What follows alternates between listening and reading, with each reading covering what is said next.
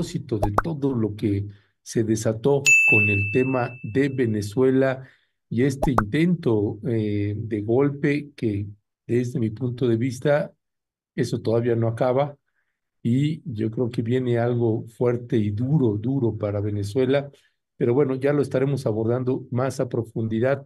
¿Qué decía al respecto, mi querido Federico? Bueno, mi propuesta había sido precisamente analizar lo que nos decía Jorge Luis con más detalle. Yo solamente pondría en contexto a la audiencia con eh, lo que le entendía a Jorge Luis. Este, no en esta ocasión, sino hace 4 años, cuando Trump estaba todavía como presidente, pero iba a salir. Hay una conspiración en donde están involucrados ex militares de los Estados Unidos que procuran dar un golpe de Estado en Venezuela. De hecho, es a esa operación a la que al parecer se refería Trump tiempo después diciendo, estábamos al borde de quedarnos con el petróleo, pero entonces Biden lo impidió. Bueno, la cosa es, por supuesto, mucho más complicada que lo que Trump, que todo lo simplifica, decía. Lo que nos explicaba Jorge Luis y lo escribió con bastante detalle es que hubo durante la segunda etapa de la primera administración Trump un desencuentro burocrático importante entre Trump, que deseaba intervenir en la política venezolana, tumbar a Maduro e imponer un régimen que le fuera favorable a su administración de Trump, y el secretario de la Defensa. Y el secretario de la Defensa, junto con el aparato militar oficial, dijeron, no, eso es peor, tiene muchas consecuencias que no nos convienen y por lo tanto no se hizo. ¿Qué fue lo que sí se hizo? Que eso es lo que nos explicaba Jorge Luis. Una operación clandestina donde probablemente estaban involucrados otras agencias de Estados Unidos. Y ahí paro yo la explicación mía, porque lo que yo quería comentar aquí es qué cambia de esa administración Trump de hace 4 o 5 años con la actual.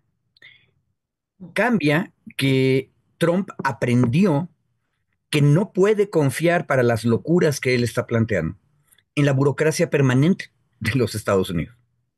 Y entonces, lo que Jorge Luis nos explicó en la entrevista, véanla el jueves pasado aquí en Rompeviento, es que decidió poner a una persona como secretario de la Defensa que no va a hacer eso que acabo de decir, que va a hacer exactamente lo contrario y que va a aceptarle cualquier tipo de operación. Ahora, cosa interesante, la jornada hace unos cuantos días, me parece que es anteayer, publicó una nota que tenía que ver con este tema, porque en Estados Unidos están procesando penalmente a los exmilitares que participaron en aquel intento de golpe de Estado. ¿Por qué? Porque Estados Unidos desde siempre, desde los 1800, ha tenido reglas muy duras de no intervención. Y eso le puede parecer rarísimo a nuestra audiencia. O sea, Estados Unidos interviene de manera sistemática para defender sus intereses nacionales en otros países.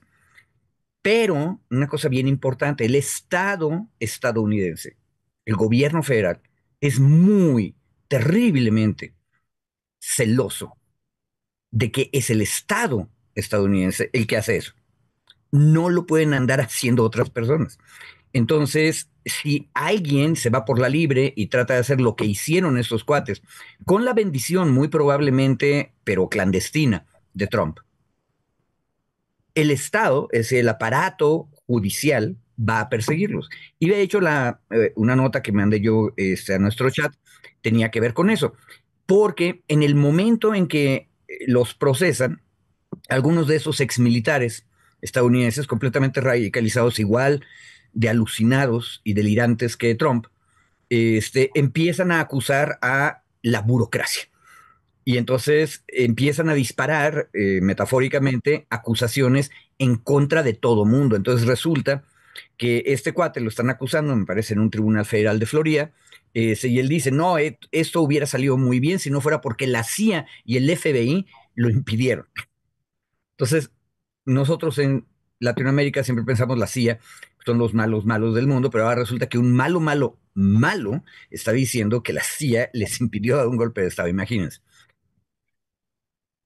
¿Cuál es la importancia del tema para México? Que efectivamente en la burocracia de Estados Unidos hay diferencias, complejidades que pueden llegar a interrumpir políticas internacionales delirantes.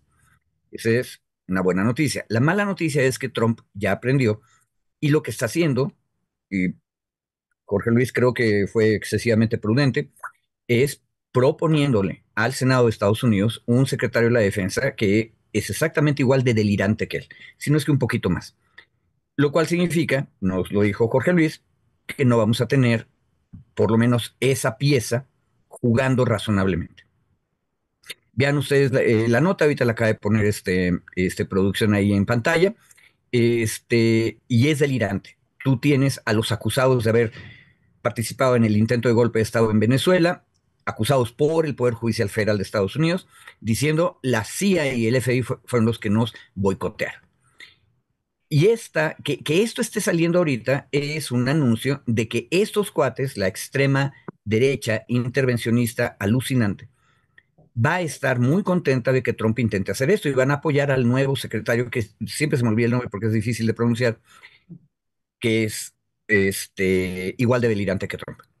Pa- Mark Spers. Marx. Marx.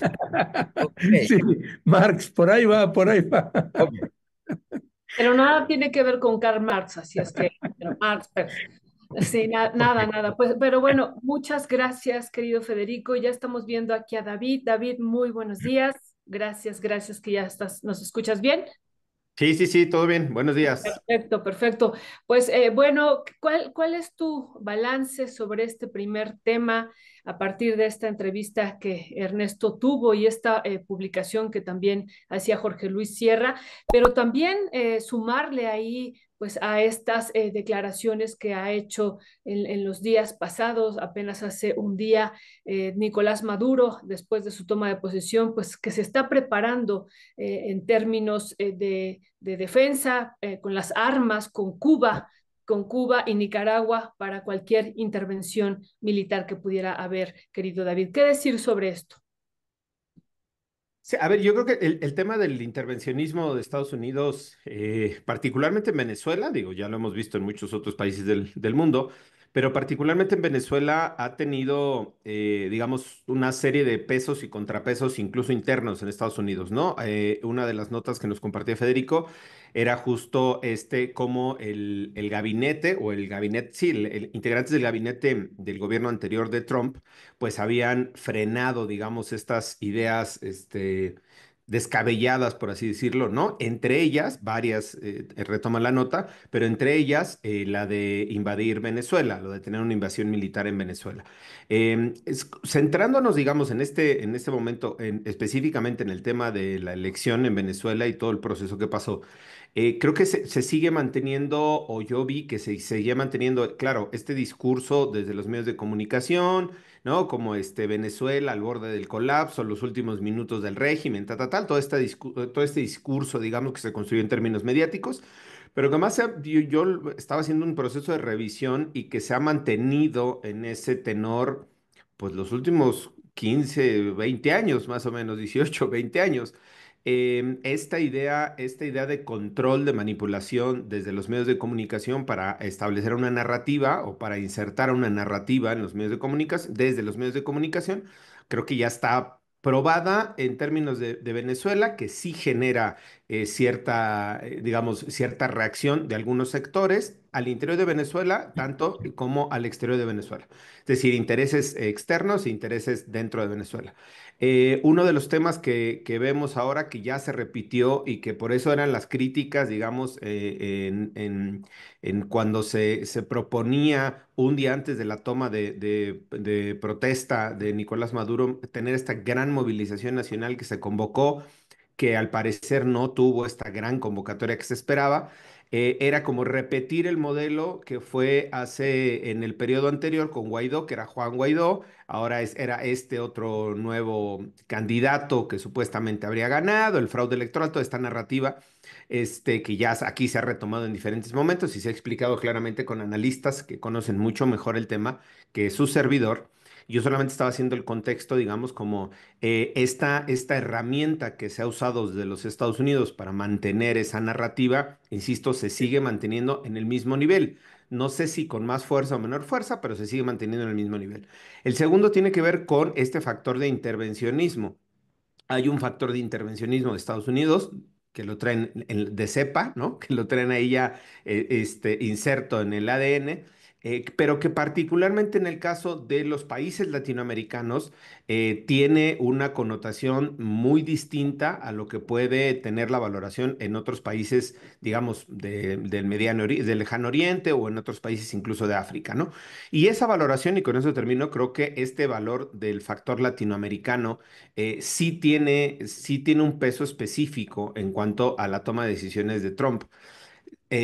Ahora el que haya en esta nueva ola de estupideces de Trump, regresado como al tema del Canal de Panamá, pensado en México, los grupos terroristas como para la invasión, a hablar de nueva cuenta de Venezuela, insisto, y tiene una narrativa, no la veo yo desde la lógica intervencionista militar, sino más bien desde esta lógica igual narrativa, de comunicación, de ir generando digamos, esta contrahistoria o mayoritariamente una narrativa distinta, y que al final sigue apoyando a ciertos sectores, en el caso de Venezuela, sectores de la oposición que han estado financiados por Estados Unidos desde hace muchísimos años y que es público y que se sabe además este financiamiento, ¿no? No se pronuncia, por ejemplo, Trump sobre Venezuela. Digo, perdón, sobre Nicaragua, no ha habido ningún pronunciamiento, probablemente lo habrá. Sobre Cuba, tampoco he escuchado, digamos, en esta nueva ola de estupideces de Trump que se haya pronunciado sobre Cuba. Creo que habría que estar revisando como cuáles son estos pronunciamientos, y pensando, insisto, en que más bien la lógica de intervención y de presencia estadounidense no va a ser en una lógica militar, sino en esta lógica mucho más política, de apoyo a grupos de oposición, ¿no? Como de inestabilidad, de generación de medios de comunicación, y no en o yo no veo cuando menos una lógica militar inminente en estos momentos, pese a que sí es importante tenerlo en cuenta, Trump ya no tiene nada que perder. Es su último periodo, su último gobierno, y puede hacer esta o muchas otras barbaridades más, y al final ya no tiene un costo político que cargar, ¿no? Ya, gracias, mi querido David. Federico, te mandan Ana Cruz Martínez un mensaje que dice: Federico, México necesita un juez o ministro por mucho tiempo. Deja de fumar, por favor. Bueno, Se agradece a Ana. la gente se preocupa por ti, mi querido Federico. Intentaremos. A ver, nada más una aclaración. Mark Esper es Mark con K al final y luego Esper, que es un pedacito de esperanza. Ese es el secretario de la Defensa que estuvo desde en la última parte del primer Trump. Ese es el que se opuso a la Sí, intervención internacional. El que está proponiendo Trump ahorita es un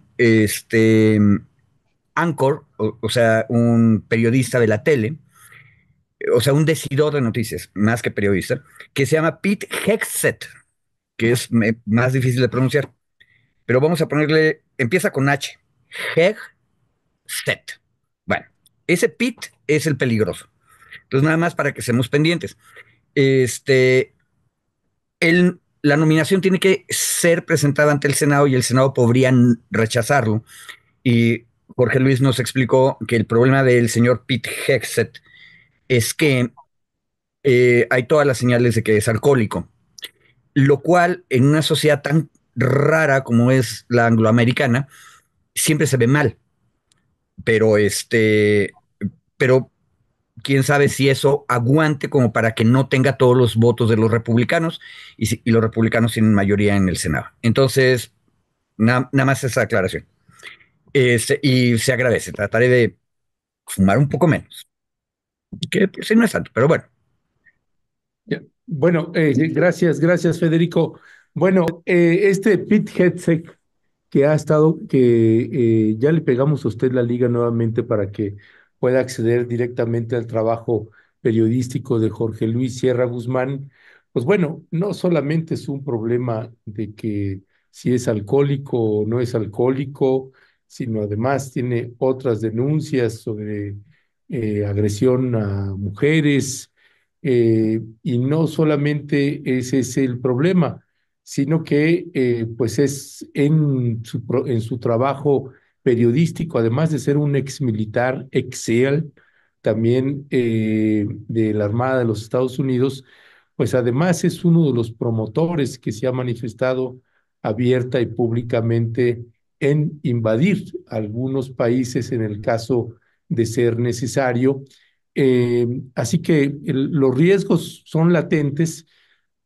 Mañana, mañana 14 de enero, el Congreso de los Estados Unidos va a votar si se ratifica el nombramiento de la propuesta de Donald Trump, si queda dentro, si queda como secretario de la Defensa de los Estados Unidos o no.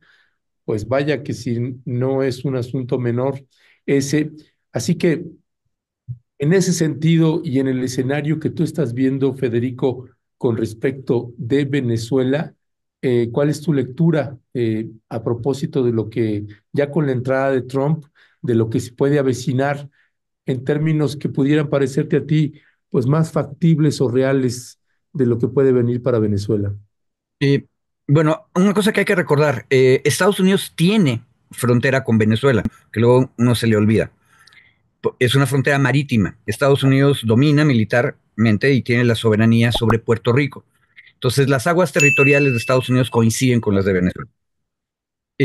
Por eso es tan importante las visitas más o menos periódicas que hacen pequeños escuadrones de la Armada rusa en Venezuela.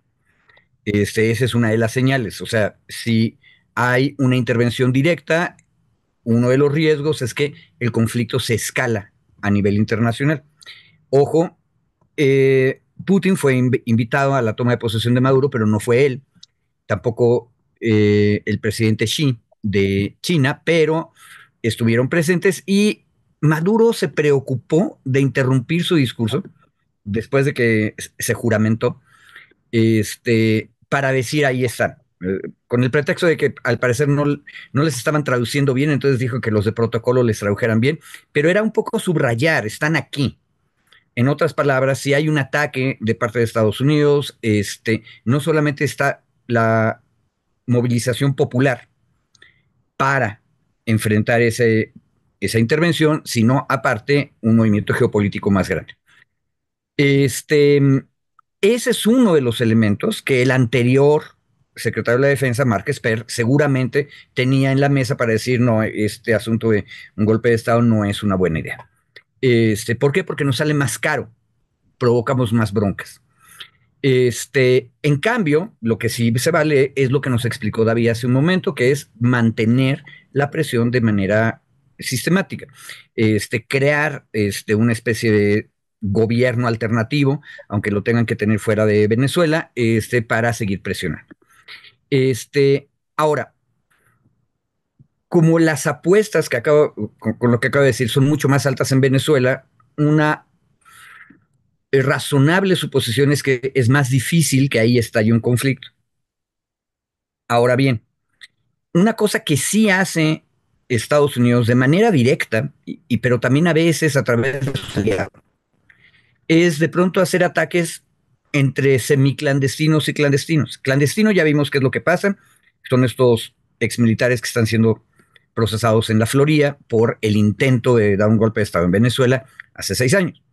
Pero acuérdense ustedes que el ministro de Defensa de la República Islámica de Irán fue asesinado a larga distancia en un operativo que obviamente está hecho por los aliados de Estados Unidos en Medio Oriente. Ese tipo de actos concretos en los que es relativamente difícil decir quién lo hizo, son las cosas que sí deberían preocupar. ¿Por qué? Porque no es nada más una cuestión judicial o jurídica de si ponen a los cárteles mexicanos de la droga en una lista o no lista, que ojo, otra vez, Jorge Luis nos explica que la lista, aparte es una lista muy flexible, tiene una parte dura y una parte menos dura, y entonces es muy fácil relativamente mover un nombre de la parte menos dura a la parte más dura de la lista. Y eso le da un pretexto al Poder Ejecutivo, no al Legislativo de Estados Unidos, de hacer un ataque concreto. Ahí el problema es dónde se puede hacer un ataque concreto en un país de 2 millones de kilómetros cuadrados como México, que ahí es el límite material de este tipo de operaciones. Tú puedes hacer esto en Irán, que está al otro lado del mundo, porque aparte tienes aliados en la región que pueden cubrirte las espaldas y decir, pues en realidad lo hice yo. Pero acá no hay ningún aliado entre México y Estados Unidos. Ahí tiene que ser Estados Unidos. Entonces los costos geopolíticos aumentan muchísimo. Y por eso Morena incluso estuvo discutiendo qué vamos a hacer ante este escenario. ¿Cuál es el problema? El escenario no es imposible. Es más, tomando en consideración lo que también nos dijo David ahorita, que Trump ya no tiene nada que perder, el problema es que se vuelve un poco más probable. O sea, no solamente es posible, sino podría ser probable por una razón. Es más fácil hacer eso que invadir el canal de Panamá, donde afectas a todo el comercio internacional, o tocar una posesión danesa en Groenlandia, donde te peleas con la Unión Europea. ¿Me explico? O sea, algo tiene que cumplir el delirio de Trump. Y a mí lo que sí me preocupa es que la parte más fácil de cumplir, o en apariencia más fácil, sea estas amenazas delirantes de nosotros podemos resolver el asunto de los narcoterroristas con un misil. El problema es, en la práctica real, material, militar, ¿en dónde? Pero bueno, también eso lo toca el compañero Jorge Luis Sierra, hay que ir con los expertos.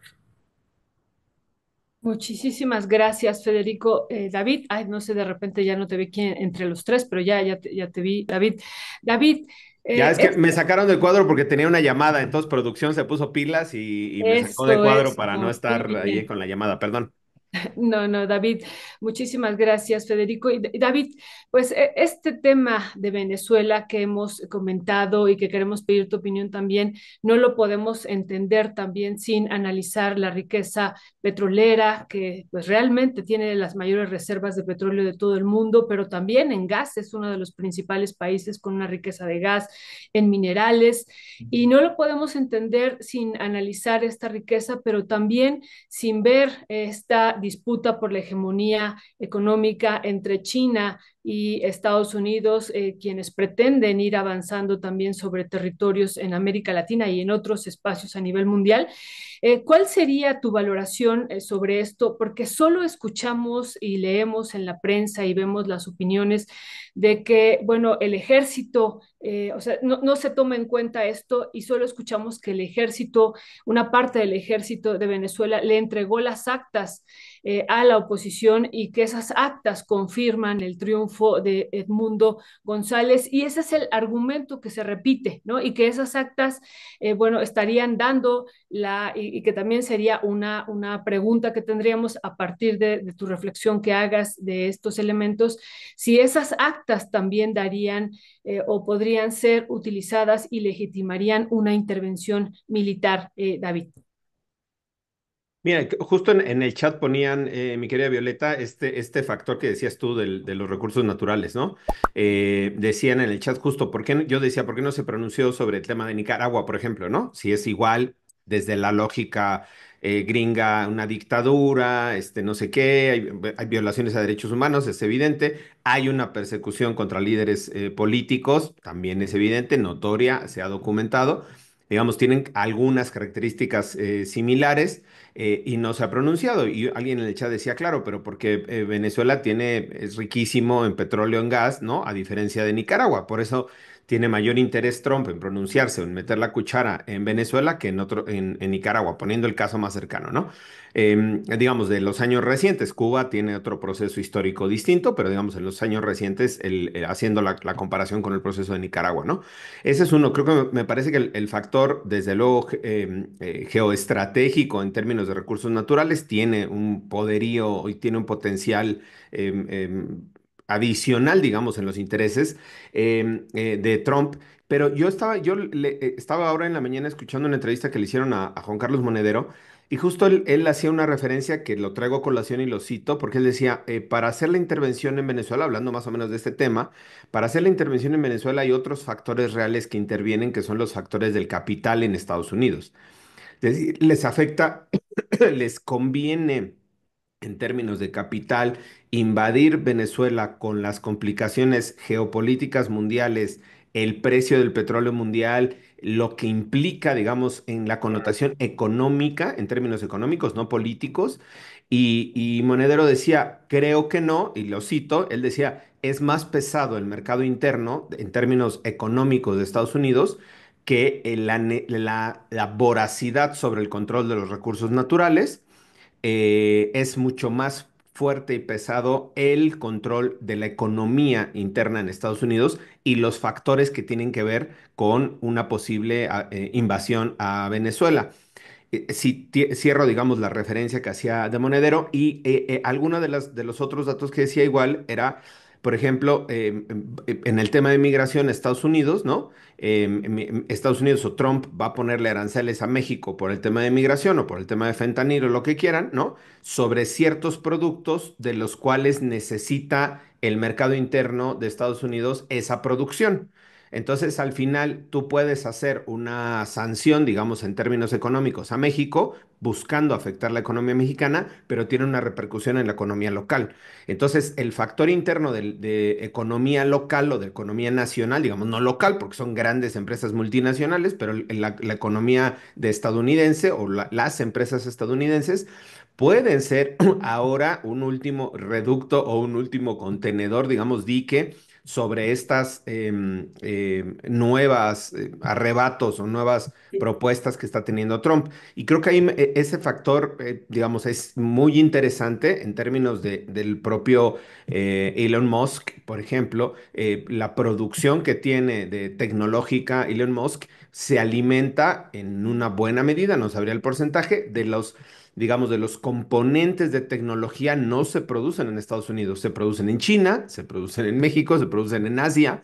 Y entonces ahí hay un factor, insisto, adicional que se tiene que tomar en cuenta como un factor de contención a las políticas de Donald Trump. Y el otro, que creo que sí tiene que ver con esta lógica intervencionista de Estados Unidos, revisaba también una nota en donde se publicaba o se hacía una entrevista a David Vine de la American University of Washington, donde este investigador presentaba hace 2 años un reportaje, digamos, toda una investigación, valga la redundancia, que se había hecho sobre las bases militares de los Estados Unidos en diferentes partes del mundo. Él decía que hay, según su propia investigación, la cito, 254 bases en instalaciones militares y que eso implicaba alrededor de 173,000 tropas americanas, 173,000 desplegadas en todo el mundo. Incluyendo, por ejemplo, digo, ahora me sorprendía la lista, desde luego, Guam, Groenlandia, España, Italia, ¿no? Japón después de la Segunda Guerra Mundial, Corea del Sur, Alemania, tiene bases militares estadounidenses, Panamá, Puerto Rico, desde luego, Cuba, Guantánamo, Honduras, es decir, esta presencia de despliegue y de control militar estadounidense que está a lo largo del mundo, tiene capacidad de movilizarse, tiene capacidad de reacción, tiene capacidad de intervención relativamente rápida. ¿A qué voy? Si hubiera sido, si fuera una intención o un interés del gobierno estadounidense intervenir, insisto, en la lógica militar, particularmente en Venezuela, teniendo tropas y bases bastante cercanas y teniendo la posibilidad de movilización y de presencia territorial y militar, lo hubiera hecho en alguna de las, entre comillas, crisis de gobernabilidad que se han construido alrededor del gobierno de Maduro.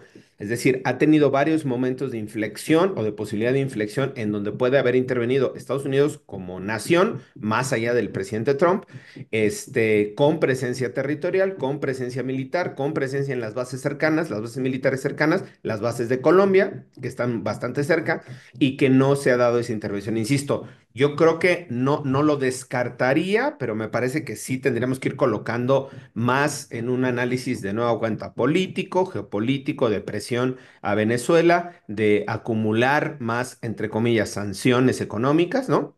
O de restricciones económicas al mercado venezolano, y no tanto en una lógica, insisto, de esta visión militar. El dato de las 254 bases militares alrededor del mundo, de este doctor de la Universidad de Washington, de este investigador, insisto, me parece que es un dato muy relevante o muy importante y que además no se ha construido en los últimos 4 o 5 años. Cuando menos proviene, digo, en los últimos 8 o 10 años, cuando menos esto proviene desde la Segunda Guerra Mundial, cuando Estados Unidos empezó a desplegar esta serie de bases militares geoestratégicamente colocadas en diferentes partes del mundo. Varias de ellas, insisto, muy cercanas a Venezuela, en Honduras, en Colombia, en Guam, en Puerto Rico, varias de ellas muy cercanas y que no han tenido, cuando menos, registro de una actividad, movilización en esta dinámica o en esta lógica de intervención militar, ¿no? Gracias, gracias, David. Pues bueno, sí es un tema que nos va a seguir dando mucho para hablar. Estas imágenes que le colocábamos también de periódicos del día de ayer y de antier, si me puedes poner esta imagen de este medio de poder y negocios o algo así, mi querido Asael, la acabas de poner hace un instante, esa, ¿no? Venezuela y la OPEP fortalecen convenios de producción y exportación de petróleo. Parece ser que la posible invasión, que en esta ocasión se antoja posible, que pudiera repetirse, invasión del gobierno de los Estados Unidos hacia Venezuela, pues quienes podrían impedirla, irónica y paradójicamente, serían pues estos organismos petroleros, empresas tan poderosas como Repsol, que también ya se filtraron a informaciones que están planteándole a Donald Trump que deje Venezuela así como está, que ellos están haciendo buenos negocios y que no le mueva porque va a afectar ahí muchos intereses. En fin, ya veremos cómo se va colocando este tema. Tiene un Gracias por ilustrar mi comentario, mi querido Ernesto. Creo que esta nota justo va en ese sentido, ¿no? A eso me refería cuando decía la economía local, entre comillas, no es economía local, es economía mundial o ¿no? Multilateral, pero de estas grandes empresas, ¿no? Sí, sí, por eso, de hecho, ahorita que estabas hablando, lo pusimos ahí al lado tuyo, porque pues iba en concordancia con lo que estabas planteando, mi querido David. Si les parece que este tema nos va a dar todavía mucho y tiene un montón de ángulos por donde mirarlo, Y pero tenemos 4 años para seguir hablando de Trump. sí, Digo, no sé si sigamos acá, pero Trump pues, tiene 4 años de gobierno. sí, no sé Venezuela cómo va a estar ahí el asunto, pero por lo menos la siguiente semana podemos retomarlo, mi querido David. Y bueno, si les parece bien, porque este otro tema lo había propuesto David, si te parece, Federico, invertimos el orden, le pasamos a David la estafeta en términos, pues, de este tema que yo alguna vez sí había leído algo, pero no que fuera ya un poco más sistemático, pues el asesinato y el acoso a youtubers o influencers. David, cuéntanos de qué va. Sí, pues yo lo colocaba como un tema, a mí me llamó la atención igual, Ernesto, Violeta, Federico, cuando se empieza a hacer la documentación, digamos, la sistematización de estos asesinatos que se habían presentado en Sinaloa, en varias partes de Sinaloa, hacia personajes de las redes sociales. No me gustaría llamarles ni influencers, ni etiquetarlos de youtubers o tiktokeros, ¿no? En toda esta nueva nomenclatura que se tiene en redes sociales, más bien lo colocaría como personajes de las redes sociales. Varios de ellos se habían destacado en los años recientes por tener contenidos bastante simples, bastante simplones, diría yo, pero que los habían convertido en personajes millonarios, en personas millonarias, siendo la mayoría de ellos de escasos recursos, de origen pobre, humilde, y en un par de años se convertían en gente millonaria, literalmente, no rica, millonaria. Y empezaba a rondar entre ellos esta lógica de la narcocultura que han bebido en diferentes espacios de nuestro país, tanto el tema musical como el tema de artístico, como el tema de redes sociales. Esta apología de la violencia o esta apología de la narcocultura, ¿no? Por ahí les pasé un videíto en Twitter, igual a ver si podemos ponerlo en ese ahorita está en voz en off, en donde se ha estado viendo, digamos, o se ha estado observando particularmente esta, decía yo, de la apología de la narcocultura. Aquí hemos hablado de los corridos tumbados, hemos hablado de toda esta lógica narrativa, comunicacional que exalta, digamos, coloca como una aspiración a el ser narcotraficante, el convertirte en sicario, ¿no? En todo lo que va en torno a esta narcocultura. Y varios de estos personajes, que ahora voy a mencionar algunos de ellos, están metidos, digamos, en esta lógica de la narcocultura. Ahora se ha sabido, y en algún momento lo platicábamos aquí, cuando hubo una sanción a algún cantante, no recuerdo, no era Peso Pluma, algún otro cantante en Chihuahua, cuando el municipio de Chihuahua había prohibido la reproducción de narcocorridos. Y aquí teníamos una discusión si era, eso era una lógica moral, si era desde una lógica de gusto, que desde mi particular punto de vista, creo que de gusto musical tuvieron un acierto, pero bueno, más allá de los gustos de cada quien era como impedir que se siguiera haciendo esta apología del delito, apología de la violencia y de la narcocultura. Particularmente en el caso del gobierno de Chihuahua, del municipio, había prohibido públicamente los eventos con este tipo de mensajes. Se sancionó, se multó creo con 1 millón de pesos a alguno de los artistas y quedó ahí. Tuvimos esta discusión y seguíamos como en esta lógica de ver qué tanto influía o qué tanto tenía influencia la cultura musical, artística, sobre el poderío del narcotráfico. En algún momento, creo que compartí aquí en este espacio o en algún otro, mi sorpresa sobre que, por ejemplo, el año pasado a nivel mundial en YouTube, el año antepasado, en el 2023, en Spotify, perdón, el artista con mayor reproducción en el mundo habría sido Peso Pluma. Pese a que había artistas, por ejemplo, chinos, ¿no? Con una población de más de 1.000 millones de personas, con preferencias musicales o con una cultura musical mucho más, digamos, cercana a la propia nación, y que el mayor reproducido hubiera sido Peso Pluma a nivel mundial. Eso, haciendo análisis, implicaba que había una, digamos, una tendencia o una manipulación para ir colocando a estos artistas no solo en las preferencias musicales, sino con grandes intereses económicos, perdón, con grandes ganancias económicas. Y aquí cierro, voy cerrando el punto.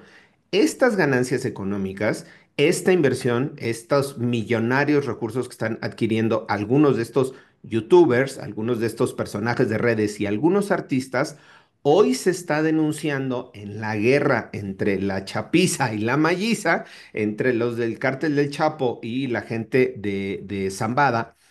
Se está denunciando que forman parte de esquemas de lavado de dinero, que forman parte de sistemas en donde se les promociona, se les apoya para que tengan grandes ganancias con acuerdos del narcotráfico, y que esto se meten o se insertan en una lógica de lavado de dinero y de acompañamiento a ciertos grupos criminales. Termino esta larguísima introducción. Esto ha derivado que en la guerra entre la Mallicia y la Chapiza, en los últimos 4 meses, de septiembre para acá, de 5 meses, se hayan venido dando varios asesinatos de personajes ligados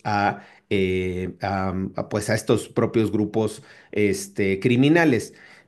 Algunos se han señalado de ser de apoyar a los Chapos, otros han señalado de apoyar a los Mayos, y el cartelito el volante que se presentaba hace ratito en la pantalla, era un volante que se repartió la semana pasada. Dice la gente de Sinaloa que se tiró desde varias avionetas o desde un par de avionetas, en donde se hace un señalamiento sobre 25 personajes, youtubers, insisto, personajes de redes sociales, cantantes, que hipotéticamente o según este volante, insisto, no es que sea información oficial, no estoy dando validez tampoco a lo que se está diciendo, simplemente a lo que está pasando, funcionarían como intermediarios de la red financiera de los Chapitos.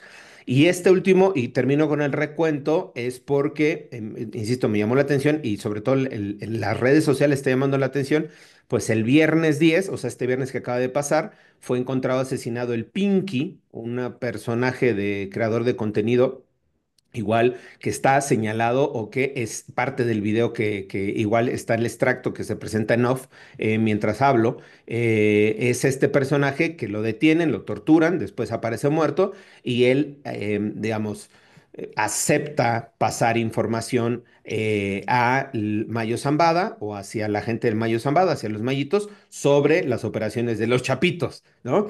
Entonces es una suerte de informante o una suerte de delator y lo detienen, lo torturan, graban su tortura, graban su supuesta confesión, entre comillas, ¿no? Porque está bajo amenaza, coerción, y lo hacen público y lo suben a las redes sociales otra vez. Es decir, están replicando este modelo de narcocultura, de control, de violencia a través de las redes sociales y ese es un personaje que fue asesinado el viernes. Esa misma semana incendiaron la casa de los papás de otro personaje que se llama Marquitos Toys.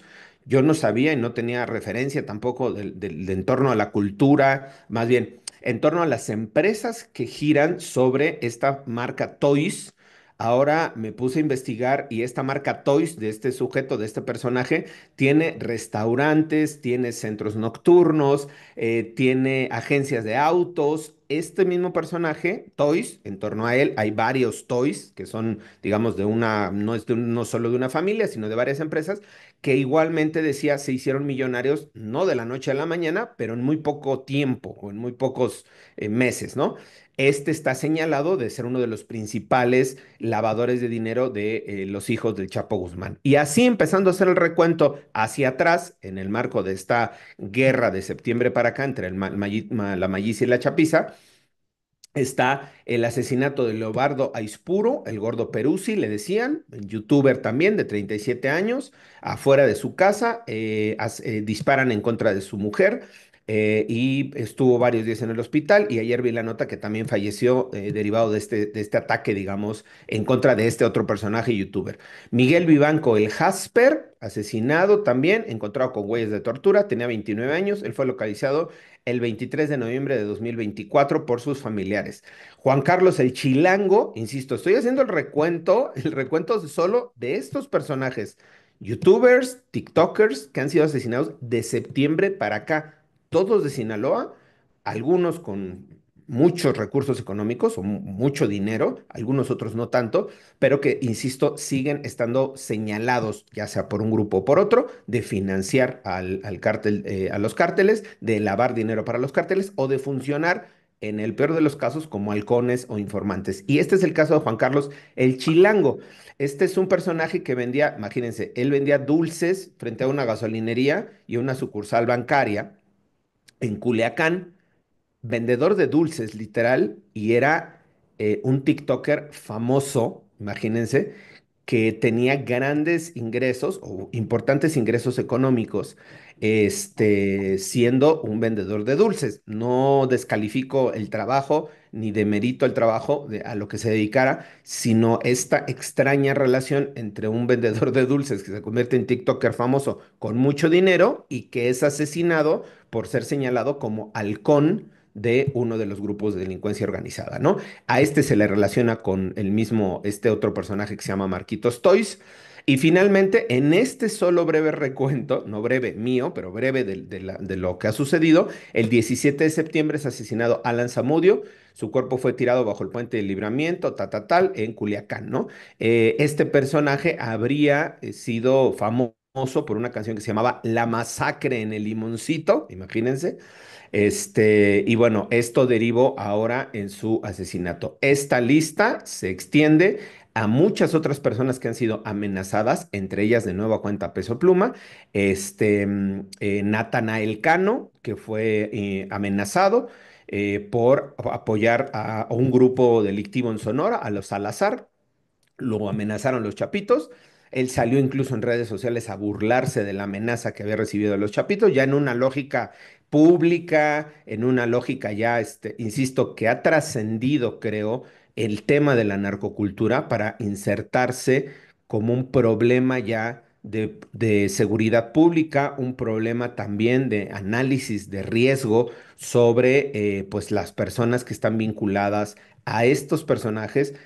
Ahora se sabe que varias de las familias de estos personajes que han sido señalados tuvieron que salir del país. Se ha denunciado en redes sociales que salieron del país justo por las amenazas de estos grupos de delincuencia organizada que hoy, cuando menos la información que ellos mismos dan a conocer, que trabajan para un grupo o trabajan para otro grupo o se relacionan. Si no trabajan, se relacionan. Y esto, insisto, me llamó mucho la atención justo porque pues me parece un tema de análisis muy interesante cómo las redes de la delincuencia organizada y del crimen organizado se extienden mucho más allá de la esfera que nosotros podemos ver a simple vista. Perdón por abusar del tiempo y el larguísimo choro que me aventé. No, no, no, David, muy bien, muchísimas gracias. Federico ya no está, tuvo que irse. Y bueno, pues yo me quería regresar al tema anterior y quería preguntarle algo a Federico, algo de lo que te preguntaba a ti, David, si estas actas, perdón, me voy a regresar al tema anterior y luego si podemos regresar a este otro tema que nos parece también importante, si estas actas que le dan el triunfo a Edmundo González, como ha dicho la oposición, justifican, legitiman la intervención a Venezuela. David, perdón por hacer otra vez la pregunta, pero es algo que estamos viendo de manera reiterada. Yo creo que no, Violeta, no lo justifica, no lo justifica, o sea, porque es un tema técnico, es un tema de análisis de las propias actas y creo que ha habido otros momentos más de crisis y sí, yo recuerdo otros momentos mucho más fuertes de violencia en las calles, de detenciones masivas, incluso de persecución, sí, de líderes de oposición. No hubo, insisto, una intervención y creo que este tema de las actas que al final tenemos como 17 versiones de las actas, de si sí o no, el porcentaje, el manejo de las actas, las válidas, hoy, cuando menos su servidor, no sé si ustedes lo tengan a ciencia cierta, no sabemos cómo fue el manejo de las actas, no se ha hecho público el escrutinio de las actas, es un tema del Tribunal Superior Electoral de Venezuela, del Consejo Nacional Electoral de Venezuela, es un tema de manejo interno. Nos hubiera gustado conocer o tener acceso a una página o algo para revisar las actas. No se tuvo y tenemos la información que se da desde la oposición, que son tres o cuatro versiones, las otras tres o cuatro versiones que se generan desde el gobierno y entre ellas hay como otras cinco o seis versiones que se construyen desde los medios y las redes. Creo que no hay un elemento sustantivo para poder, digamos, basar, tomando como referencia las actas, el poder decir, a eso va a justificar una intervención militar. Insisto, porque ha habido otros momentos de mucho mayor estrés político, de mucha mayor tensión y de mucha mayor violencia en Venezuela, donde podría haberse justificado una intervención y no se hizo. Ahora creo que por las actas me parece que no tendría mucha lógica la intervención, ¿no? Ya. Gracias, gracias, David. David, para cerrar y regresando al tema de los youtubers o activistas en redes sociales, y cuando en este caso desde nuestro lado decimos youtubers, para nosotros no tiene ningún término despectivo. Youtubers que están en las páginas de YouTube, como también nosotros somos medios de comunicación y también estamos en página de YouTube, además de nuestra página oficial. Pero cerrando esta parte, David, esto que estamos viendo o que estás tú comentando de manera más detallada en el estado de Sinaloa, y consideras que hay una posibilidad, hay un riesgo que esto pueda hacer también metástasis y que haga en un nivel del plano nacional, uno, que esto pueda estar sucediendo en otras entidades. No me refiero a los homicidios, sino al vínculo que pueda haber. Y el otro, si esto además se corre el riesgo de estigmatizar a los youtubers. También, ¿qué decía al respecto, David?